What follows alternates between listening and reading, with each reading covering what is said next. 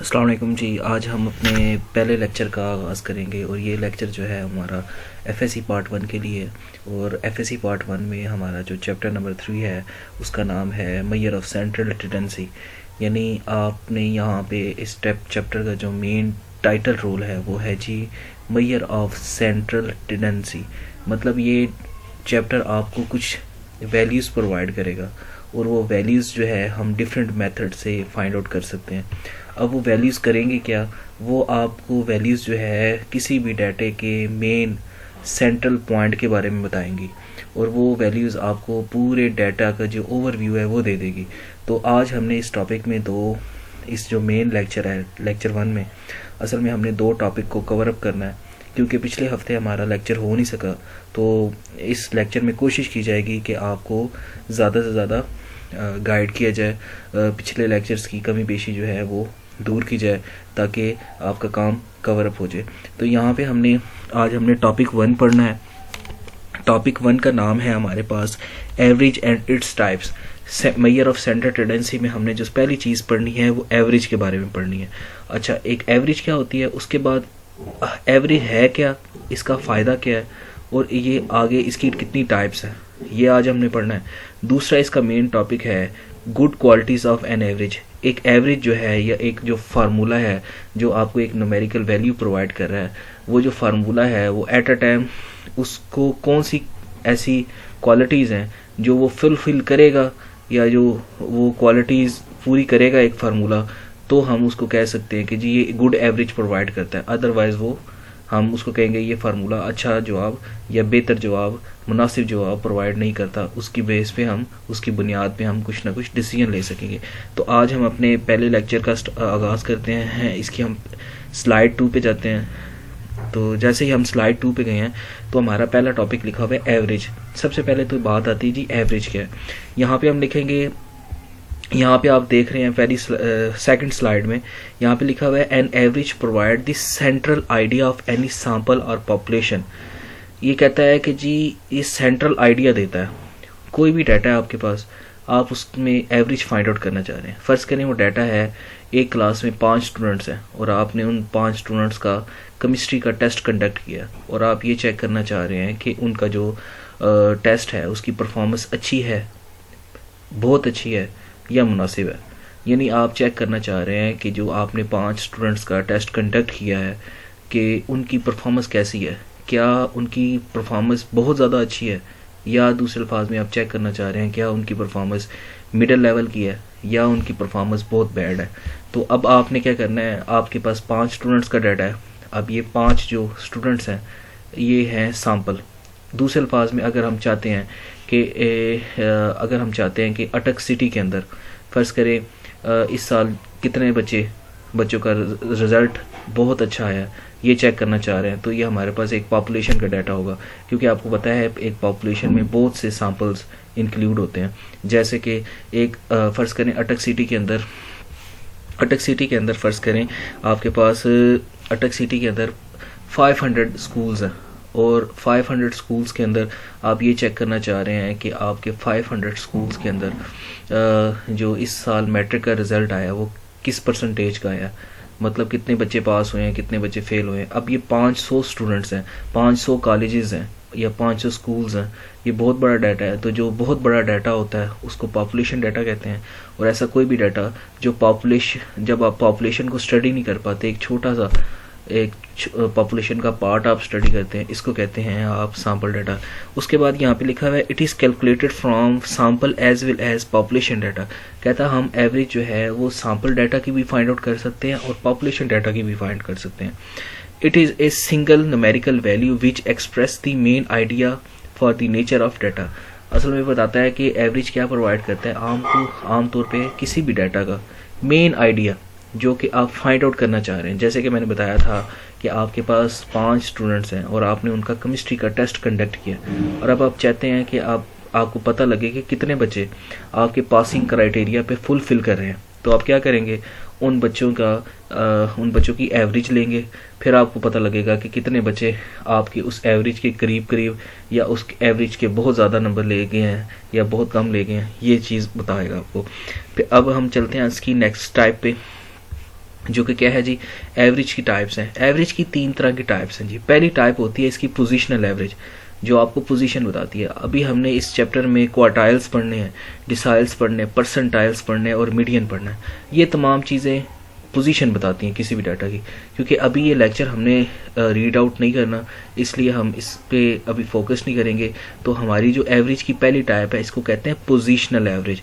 और positional average में ये 4 चीज़ें आती हैं। कौन कौन सी? Quartiles, deciles, percentiles and median. दूसरी इसकी टाइप है मैथमेटिकल एवरेज। अच्छा, मैथमेटिकल एवरेज कौन कौन सी एवरेज होती है जी? अच्छा, मैथमेटिकल एवरेज में मीन आएगा, मॉड आएगा, मीडियन आएगा, ज्योमेट्रिक मीन आएगा और हार्मोनिक मीन आएगा। ये 4 चीज़ें आती हैं। पहली टाइप है पोजिशनल एवरेज, दूसरी है मैथमेटिकल एवरेज और इसकी तीसरी जो टाइप है उसको कहते हैं जी कमर्शियल एवरेज। ये हमने कमर्शियल एवरेज पढ़नी है 5वें चैप्टर में, जहाँ पे हम इंडेक्स नंबर पढ़ेंगे। वहाँ पे ये मेथड्स आते हैं, सेमी एवरेज हो गया, मूविंग एवरेज हो गया, कंपोजिट एवरेज हो गया, ये तमाम चीज़ें। इसका मतलब है हमारे पास एवरेज की 3 तरह की टाइप्स हैं। पहली टाइप होती है पोजिशनल एवरेज, दूसरी होती है मैथमेटिकल एवरेज और तीसरी होती है हमारे पास कमर्शियल एवरेज। अब हम नेक्स्ट अपनी स्लाइड पे जाते हैं। अब जो हमारा दूसरा टॉपिक था, उस टॉपिक का नाम है good qualities of an average. एक एवरेज की कौन सी अच्छी अच्छी क्वालिटीज़ हो सकती हैं। मैंने आपको पहले बताया है एवरेज क्या है कि किसी डाटे की 5 स्टूडेंट्स, एक क्लास में 5 स्टूडेंट्स थे, आपने उनके केमिस्ट्री का टेस्ट कंडक्ट किया है।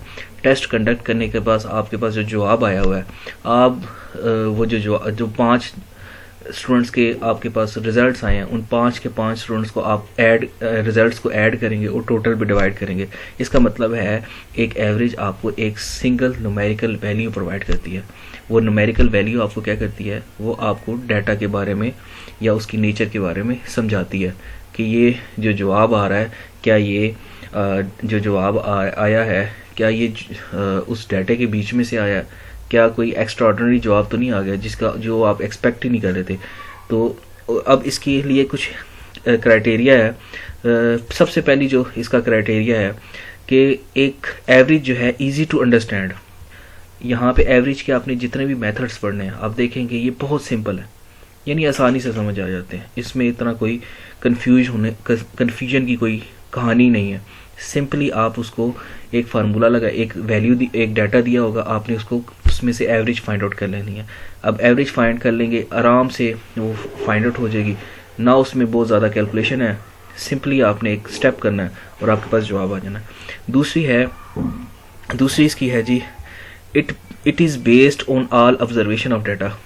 और कहता है ये दूसरा इसका बहुत बड़ा फ़ायदा ये है कि अगर आपने एक टेस्ट 5 बंदों का कंडक्ट किया है तो वो जवाब भी 5 वैल्यूज़ के ही मुताबिक देगा।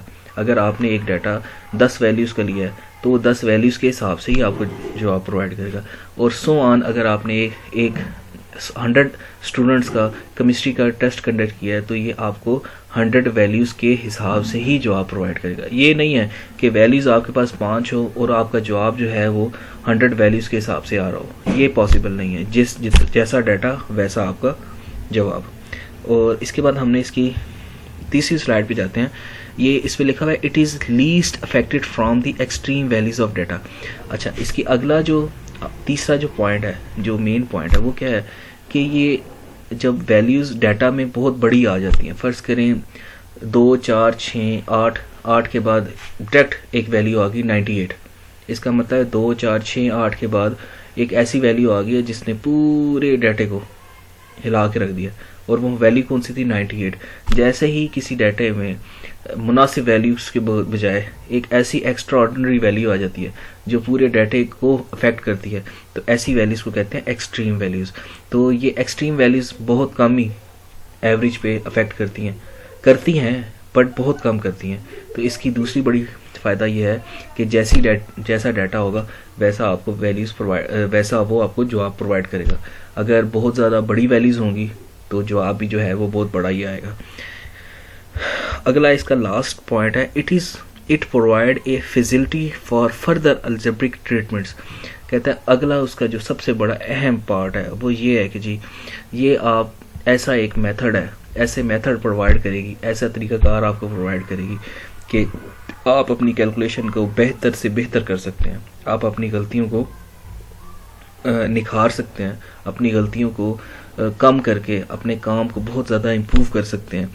और आप अपनी जो कैलकुलेशन है, क्योंकि स्टैटिस्टिक्स में डाटा का, जब आपके पास डाटा आपके पास आता है तो आपको जो सबसे बड़ा प्रॉब्लम होता है वो ये होता है कि डाटा को पे आपने कोई मेथड अगर अप्लाई किया है तो उसमें कभी कभी आपको ऐड भी करना पड़ेगा, कभी कभी सब्ट्रैक्शन भी करनी पड़ेगी, कभी कभी एडिशन का ऑपरेशन भी अप्लाई करना पड़ेगा। तो ऐसे ऐसे ऐसे सिचुएशन में जब वहाँ पे आपको कैलकुलेशन करनी पड़ती हैं तो मिस्टेक्स जो हैं वो बहुत ज़्यादा आने के चांसेस होते हैं। तो जो ये एवरेज है ये आपको ऐसे मेथड प्रोवाइड करती है कि आप अपने डाटा को बड़े आसानी से इफेक्टिव वे से कैलकुलेट कर सकते हैं और उसका बेहतर जवाब प्रोवाइड कर सकते हैं। उम्मीद है कि आपको ये लेक्चर ज़रूर समझ में आया होगा। अगर कहीं पे कन्फ्यूजन हो तो आप मुझे कमेंट बॉक्स में मैसेज कर सकते हैं, इंशाल्लाह इसका जल्द रिप्लाई आएगा।